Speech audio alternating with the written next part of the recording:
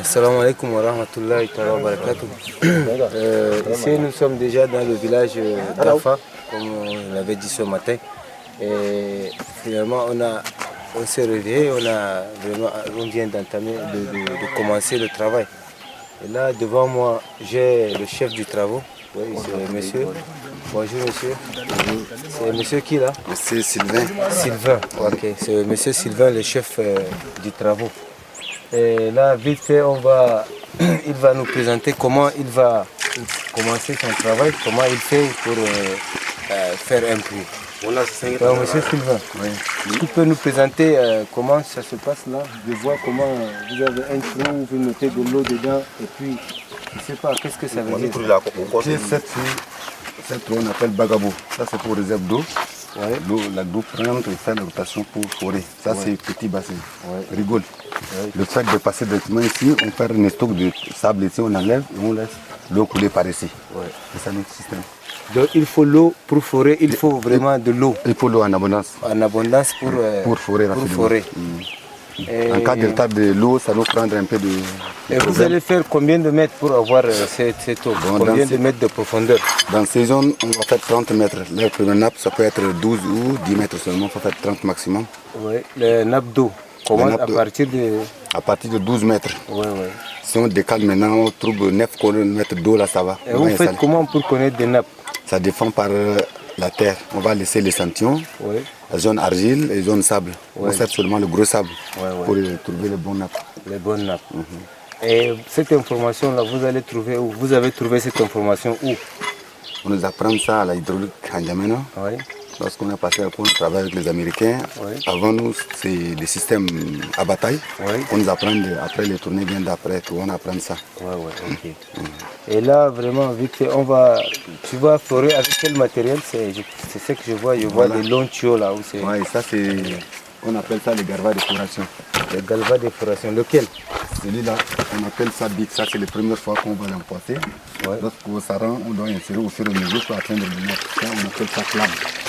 La clame, ça c'est la clame. C'est pour saisir un peu. Ça c'est la clame. Et ça c'est le bic. Bic c'est ici. C'est le bic là.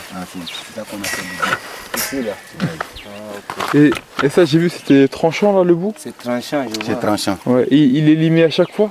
Ouais, si c'est fini, on augmente, on lime. Parce que si ça c'est pas bien, là, ça coupe à la terre. Une lime comme ça peut faire combien de puits? Bon, ici, des fois comme ça, on fait 5-6. 5-6 puits avant de limer d'autres. Ok. Et là, c'est sur quoi je vois des blancs là. On compte au fur et à mesure, vous placez des tuyaux, lorsqu'on finit, on enlève ça. Et un tuyau mesure combien de mètres? Un tuyau mesure 3,20. 3,20 mètres. Donc en tout, ça fait on va insérer 10 tuyaux. On va laisser un dehors. Si on insère tous les 10, ça prend tous les PVC, il n'y a pas le bout. Donc on va décaler, on va laisser un peu le bout pour que le PVC doit être au niveau d'installation. Et après là, dès que le puits est déjà foré, ça veut dire qu'il y a déjà un long trou, une profondeur de 30 mètres. Qu'est-ce que vous allez mettre pour capter cette eau? Parce que là, pour capter le puits, lorsqu'on atteint la profondeur, on trouve les bonnes nappes. On sait maintenant qu'à partir de là, qu'on va enlever tout le père et mettre le PVC. Le PVC là-bas? Le PVC. Le tuyau bleu. Le tuyau bleu. Vous allez en mettre 10, c'est ça? Ouais, c'est 10, oui. Et ça aussi, ça se visse l'un à l'autre? Ça se visse? Oui, des fois c'est moulage, des fois ça se visse. À des qualités. Ça se visse? Non, ça c'est pour le moulage. C'est moulage. On va mettre avec de colle. Ah, de la colle? De colle. Vous allez coller l'un avec l'autre? Oui. D'accord, très bien. Et après avoir capté avec du PVC? Après d'avoir fini avec le PVC, on commence maintenant à repasser le cylindre. C'est d'ici. Le premier qu'on va enfoncer, c'est le cylindre, le rouge là. Le truc, ouais. Accompagné par le type 40. D'accord. Le type 40, le tease. Le cylindre là, ça sert à quoi le cylindre? Pourquoi vous l'enfoncez en premier? C'est lui qui donne de l'eau. On doit passer les triangles et puis on met l'autre type 40, on serre le galva d'ici. On décale, ce n'est pas la profondeur de 30 mètres, on décale 18 mètres, ça fait 21. Pour installation, on essaie dans l'espace. D'accord. Donc le cylindre, ça doit être au milieu Au milieu de profondeur. de profondeur. Ouais. Parce que pour que ça prenne Ça ne prend pas de sable. D'accord. Et là, Donc- c'est comment le mécanisme, je vois ça. Ah, ok. Il y a Donc ça veut dire que si on pompe, Ça s'élève l'eau, et puis ça rejette. ok. Ça l'éjecte vers Ça le haut. l'éjecte vers le haut. Ah, D'accord. avec une pression. Oui. Ok. Et c'est donc c'est les tuyaux là-bas qu'on voit les petits. C'est les C'est les tuyaux. petits là qu'on va mettre d'ici et on va serrer ici. Et c'est d'ici, ça monte au bout comme ça. On va rendre ici comme ça tout. D'accord. Et donc l'eau elle passe dans ces tuyaux L'eau là. passe par ici. Dans ce tuyau-là. D'accord. Et dans ces tuyaux là, il y a les petits aussi. Il y a les petits là qui comme guide là, c'est celui qui prend de l'eau Donc, comme le de quoi. petit, on prend là, on le visse ici. Comme ça. Lorsque ça tire, ça Et ça passe- rejette l'eau. Ça passe sous le tuyau. Ok, ça Ça rejette l'eau dans le tuyau et Et ça puis monte. ça sort par le robinet d'ici. D'accord. Derrière vous là. Et ça c'est la pompe. Quelle marque de pompe là? C'est quelle marque là? Adjaï. Adjaï, ah ok. Toujours indien. India toujours. C'est une caméra, par exemple. Et moi j'entends parler de India Matou et tout ça. India Mark 1, India Mark 2, ça dépend de qualité. Actuellement, on travaille avec India Mark 2 qui est beaucoup. C'est une bonne qualité. C'est une bonne qualité. D'accord. Et là, il n'y aura pas de ruis sur ce tuyau. Non, il n'y a pas de ruée. Si ça a duré pendant 3-4 ans, pour enlever et essuyer le fond ou soit changer un autre tube. D'accord. Donc tous les 3-4 ans il faut changer. Il faut changer. Oui, des fois il faut changer si ça a duré. Si c'est 4 ans seulement. 4 ans, 5 ans, il faut changer, ça dépend où se doit ce tube là pour le. Tu laves. Si tu laves, ça ne veut pas aller, il faut changer. Non, si tu laves, ça va aller. Mais pour être toujours bon, il faut changer, ça dépend. 4-5 ans, là, ça va. D'accord. Ok. Voilà que l'Afrique. Maintenant, on va démarrer.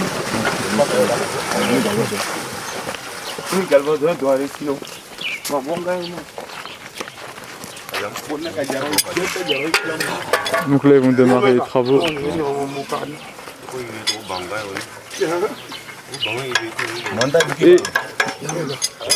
Et ça demande combien d'ouvriers un puits 6. 6 ouvriers.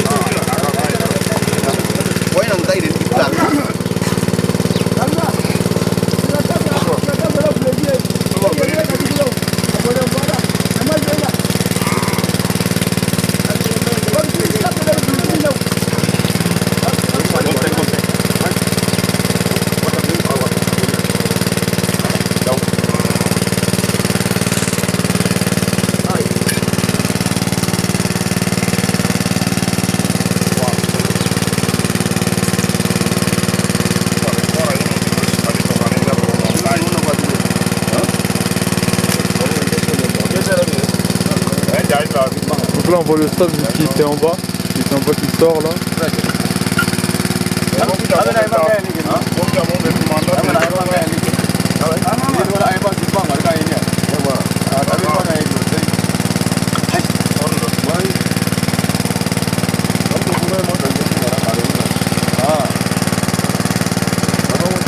Voilà, il remonte.